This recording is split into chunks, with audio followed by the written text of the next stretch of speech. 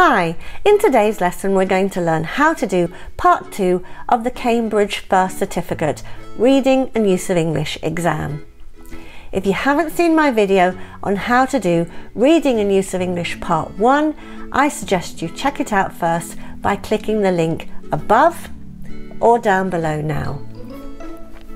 Also, remember to subscribe to my channel Oxford English Now by clicking the big button down below so as not to miss out on new English language videos, and especially videos for first certificate preparation.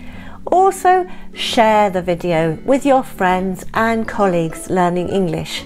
They'll thank you for it. So let's get started. Part 2 of the Reading and Use of English exam is an open-close, so it's very similar to Reading and Use of English Part 1 in that you're given a short text of between 150 and 160 words, in which there are 8 gaps, plus 1 gap as an example. Except in Reading and Use of English Part 2, you have no options to choose from, so you have to find the missing word yourself. Each correct answer receives 1 point. The main focus of this part of the exam is on awareness and control of grammar, with some focus on vocabulary. So maybe articles, auxiliaries, prepositions, pronouns, verb tenses and forms, phrasal verbs, linkers, and words within fixed phrases. The answer will always be a single word, and in some cases there may be more than one answer. Here, never use abbreviations, so there's no contractions, with the one exception of can't, as that is an abbreviation of cannot, which is one word. So didn't or he'll would count as 2 words and therefore isn't valid. Also, spelling must be correct. So how do you do Reading and Use of English Part 2? Firstly, read the title and text quickly first to get a general idea of what it's about. Answer the gaps you find easy first. Go back to the more difficult gaps later. Read carefully the words and sentences before and after each gap, and decide what kind of word you need. Is it an article, a pronoun, a preposition? When you have chosen a word, read the completed sentence to make sure it makes sense. Words may sometimes be part of a fixed phrase, so in order to, or as far as I know, etc. So let's look at some examples. The text is called camels. So here you can see the example of the complete question. 0 is the example answer and shows you how to fill out the separate answer sheet with a letter in each box. Here it's the possessive pronoun its, so the humps belonging to the camel that goes in the gaps. So read the whole text first to get the meaning.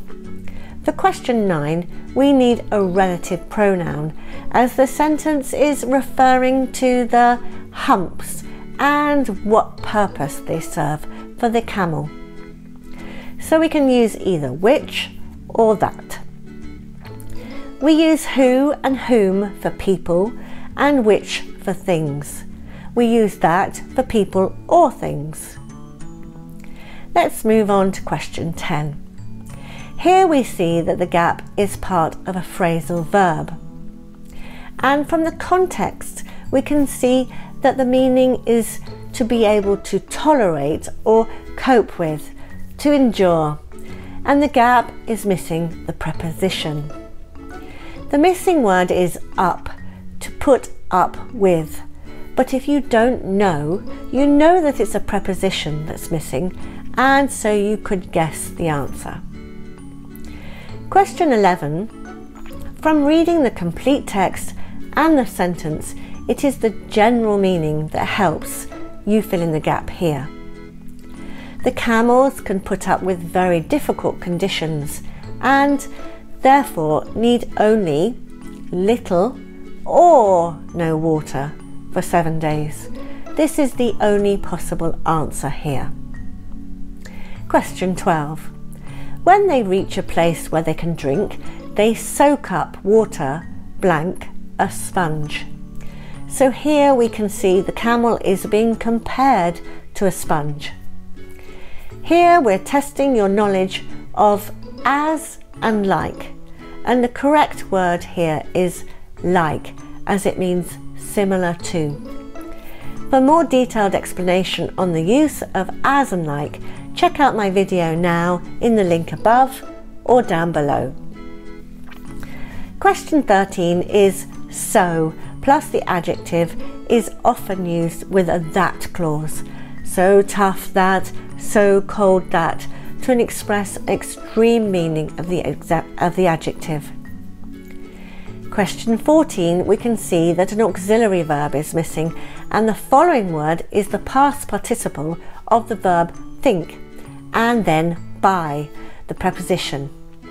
This is the construction of the passive form, which is formed by the auxiliary of the verb to be, plus the past participle, and often followed with the preposition by.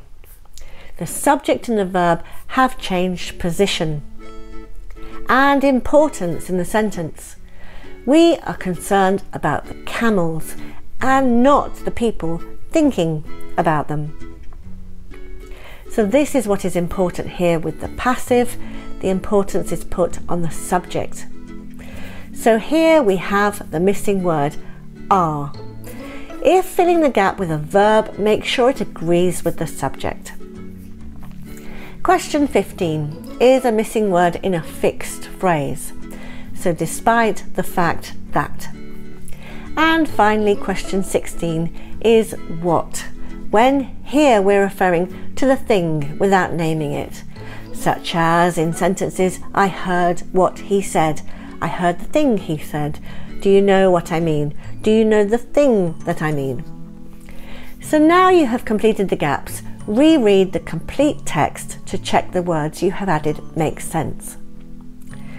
So here we have completed a reading and use of English part 2 question together, and you can see the sort of words, the sort of answers that go in the gaps.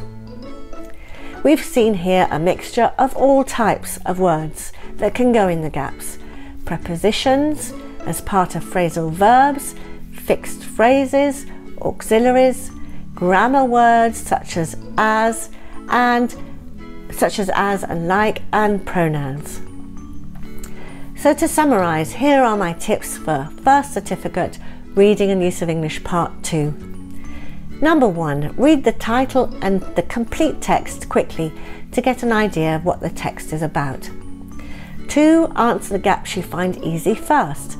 Go back to the more difficult gaps later. Pay careful attention to the meaning of the text to help you think of the right word. 3, read carefully before and after each gap. 4, answer all the questions. If you can't decide what word to write, think what type of word you need, and if it's a preposition or a pronoun, and if you really don't know, guess. 6, when you have chosen a word, read the complete sentence to make sure it makes sense. And finally, when you have finished, check your answers by reading the completed text again. So now you know how to do reading and use of English part 2. Click here for how to do part 3, and please like this video if you found it useful. And remember to subscribe to my channel, Oxford English Now, for more free English language videos out every Friday. Thank you for watching.